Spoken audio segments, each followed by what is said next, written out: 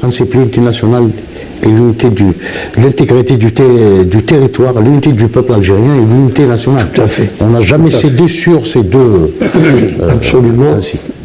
Et je crois que c'est cette constance dans les principes et cette unité, malgré que entre nous, il y avait des petites dissensions entre les dirigeants, mais face à l'ennemi, c'est l'unité, et ensuite le fait de maintenir le cap sur l'intégrité du territoire, l'unité du peuple.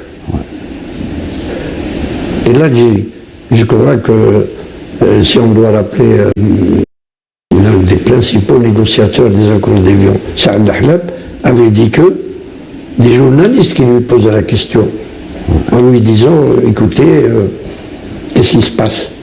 Les Français, ils sont nerveux, et vous, et le Saad Dahlab avait répondu clairement, en lui disant, nous, on n'avait même pas besoin de sortir des grandes universités, parce qu'il nous a fallu seulement dire que l'Algérie est algérienne. Ça ne demandait aucun effort. Mais que les Français disent que l'Algérie est française, il leur fallait un effort pour pouvoir faire passer un tel mensonge. Oui.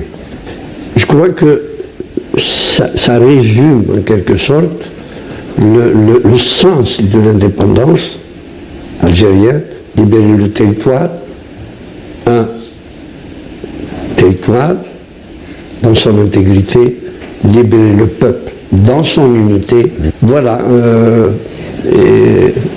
Donc je tiens à vous remercier donc avec cette... on va dire vive l'Algérie, exactement, vive l'Algérie.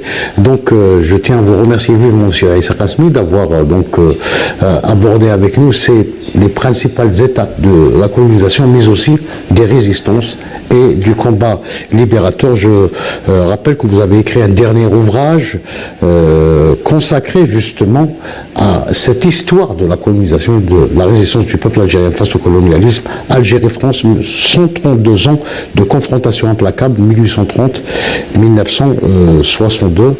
Je vous remercie encore une fois. Je tiens à remercier l'équipe technique du Studio 7 qui m'a aidé à préparer cette émission. Excellente soirée et à bientôt.